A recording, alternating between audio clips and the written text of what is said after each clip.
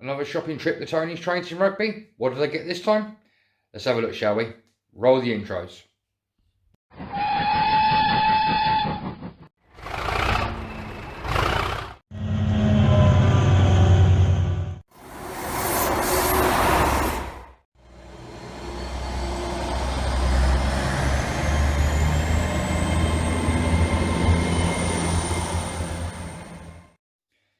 Hi guys, and welcome back to Chelmswood Junction. I'm Peter.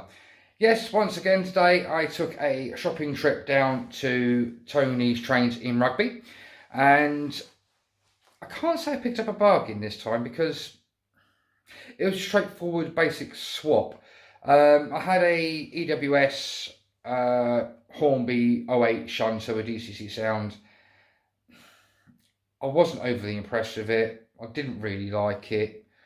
I thought, well, I did when I first bought it, but since it's been on the layout, I looked at it and was like, no, it doesn't look right on the railway. So I took it down to Tony's Trains, said, how much would you offer me for it, Tony? He gave me the price. I'm not telling you guys that one. I'm keeping that between me and Tony. And I went and had a look, see what else he had, and picked up a loco, asked him how much. It was exactly the same amount as he was offering me for me Class 08. So let's have a look and see what we bought, shall we? So this time it's a change of manufacturer. We're having a look at a Dapol. To be in fact, it is the Dapol 4D-022-001. 1/76 scale 00 gauge class 68, and it's 68002 Intrepid in DRS Compass Livery. Now, I must say I do like Dapol packaging. It's hard wearing, nice and glossy, detailed.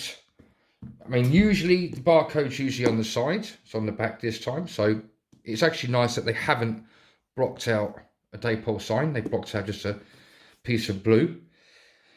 Again, on the side there, you've got the Dapol authentic 1/76 scale model. When I get my thumb out of the way. Again, at the end, Dapol. And on the underside, it's just, you know, saying that it's recyclable, etc, etc. Now you can dispose of it if you wanted to. So let's stop waffling. Let's get the box open, shall we? Now, I've had a quick peek, and all I'm going to say to you is this has not ever been opened, from what I can make out and from what Tony said to me. So what do we get inside? The usual Dapol 24-month, 2-year repair and warranty, which I think is good. Normal manufacturers, Hornby, Bachmann, Helgen, it's only usually 12 months, a year repair and warranty. This one with Dapol, you get 24 months. So a big thumbs up to Dapol on that one. Really, really good. Pleased with them. Pleased with that one. Also, you get the instructions on how to run it in, the fitting instructions for the accessory pack, and how you obviously take the body apart. And on the back it also gives you a brief description of the dip switches that are located on the inside of the loco, and there is also another two which I will show you in a minute. These control the cab lights, and I believe it's the interior light, not the actual head and tail lights, for when it's on its own loco, or if, say for argument's sake, you've got the trans-pennine one and you're doing a push-pull with the rolling stock that it pushes and pulls, then it obviously, you know, you need to move your dip switches around. So that's that one. The third piece of paper you get with this one is, again, more information on the operations for push-pull, how you can fit aftermarket sound to the loco. One thing these instructions do say is that you need a 6-function decoder for these, for the function of the headlights and tail lights and halo lights. Okay guys, so that's the instructions out the way. The usual foam on top, foam side around the side, and the actual main product. So let's get her out, shall we?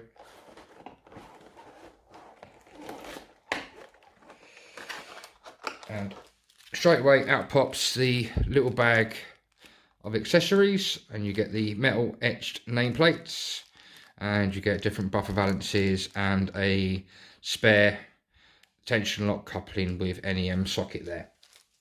So we get rid of them. Let's get this out the ice cube. This is actually very, very, as you can hear guys, stiff. Oh. It's one of the harder ones that I've had to open. And wow, let's just take a moment to have a look at this one. Let's put this on its end. I'll pop this up here. Let's get you guys in a bit closer, shall we?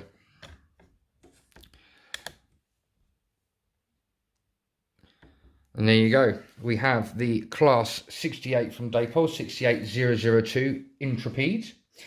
Now, it's a diesel electric, as we all know. It's a Bobo design. 4 wheels at the front and 4 wheels at the back. And from what I can make out, I think all wheels are pickups and all wheels are powered via the motor. One thing I will say is, what I did also buy is I bought the Dapol Imperium decoder, which is a 6-function decoder. Now, I think in fairness, guys, if Dapol are bringing out their own decoders, I think you'd be silly if you bought yourself a Dapol Loco if you didn't put a Dapol decoder in. So I needed a 6-function. Tony at Tony's Trains at Rugby said that you need a 6-function decoder. I've got one. It's the last one I've got. It's a Dapol one. Well, Dapol or Dapol, you can't go wrong. So that's a 21-pin Imperium decoder, and it is 6 functions.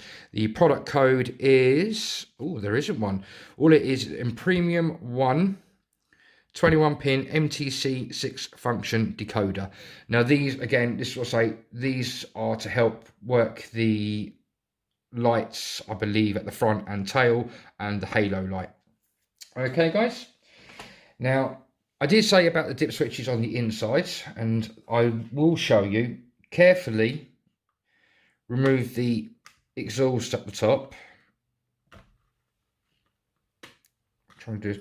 You don't need any tools. It's just literally get your fingernail just under that bit there and that lug there, and pull that bit up, and then it should just slide out that way. But under the exhaust is 2 other dip switches. Now, I've not had this loco running yet. It's not got the chip in it, as you know, because as you can see, the chip's still in the box.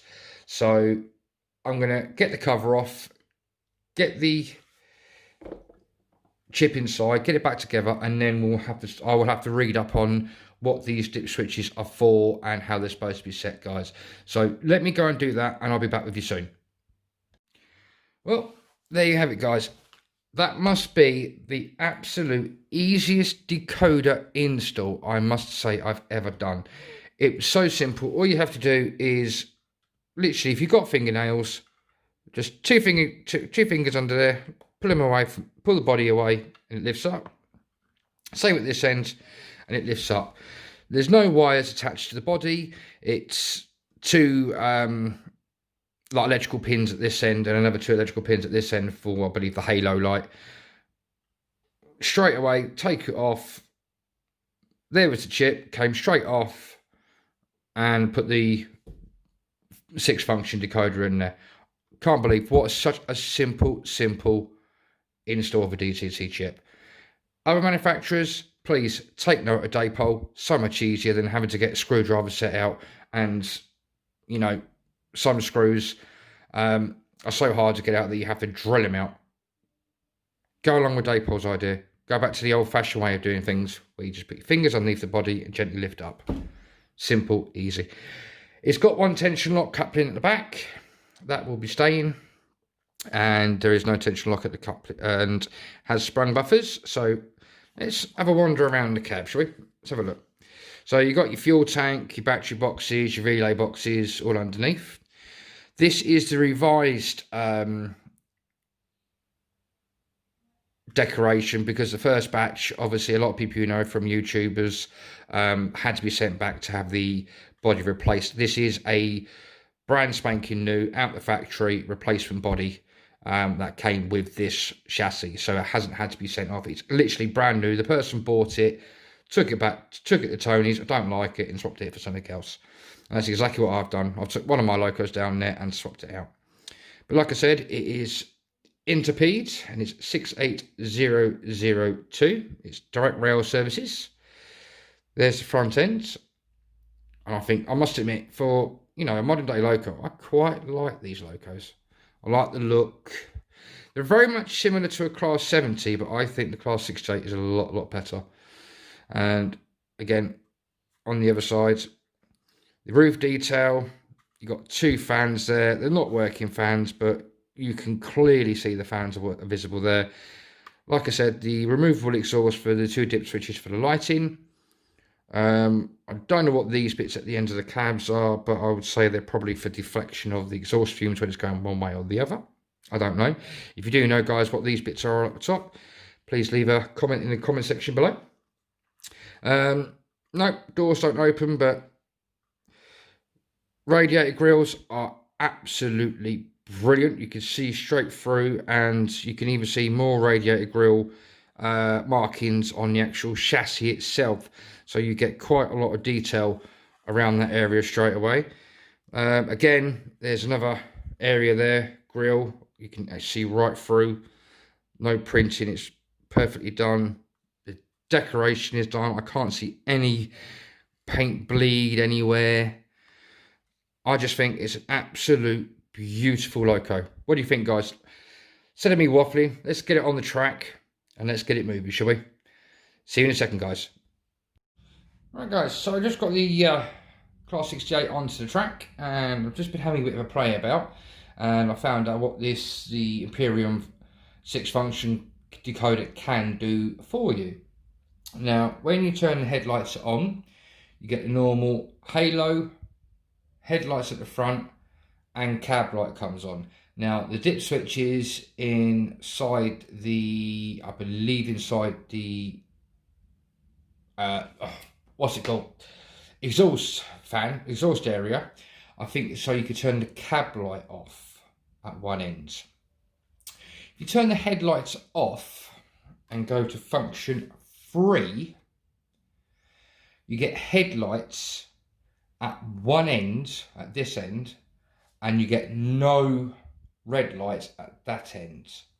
If I turn number 3 off and turn on number 4, you get headlights on that end, but as you can see, no red lights. So the good thing about this is if you're not pulling a train, it's light engine, you can have it in normal mode, headlights, halo, and the tail lights on the back. If you're running a train, you leave the headlights off and either put on function 3 to go, obviously, this way, or function 4 to go that way. I think that's a good little idea. I will investigate the dip switches a bit more, guys, and I will get back to you on that. But let's get the loco running. Loco running. As you know, guys, I don't do any editing on my videos. And let's see what it's like performance-wise.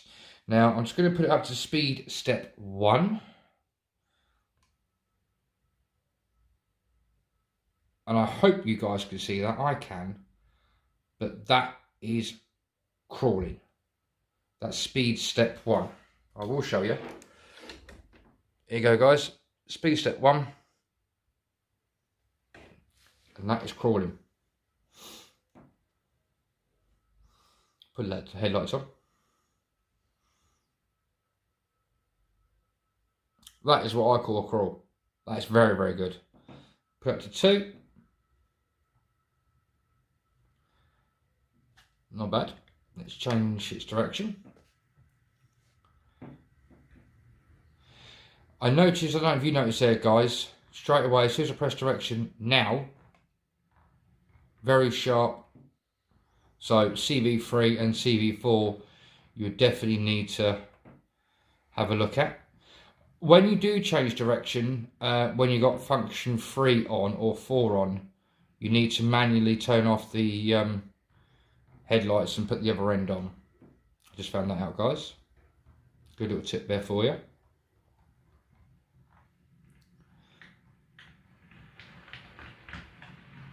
Nice little runner. That's only on speed step 8. And as you can see, that's running pretty well. So there you go guys. My little shopping trip to Tony's Trains. A new Dapol Class 67 added to the fleet in DRS Compass Livery. I must admit, it is absolutely blinding beautiful loco. It's just running in as we speak. I've got to do the usual half-hour one way and half-hour the other way. Sorry guys if I move my head, I'm just making sure where the loco is. It's just passing in front of the behind the camera now. Once again, if you're ever in the area of Rugby, pop into Tony's Trains. He's got brand new stock in there. He's got second-hand stock in there. He's willing to bargain within a reason. Within a reason. Because at the end of the day, the gentleman's got to earn a profit. But he's got some great stuff down there, guys. Get yourselves down there, grab yourself a bargain, and say that Chelmswood Junction Peter sent you. Okay, guys. Until the next time, take care. Bye bye for now.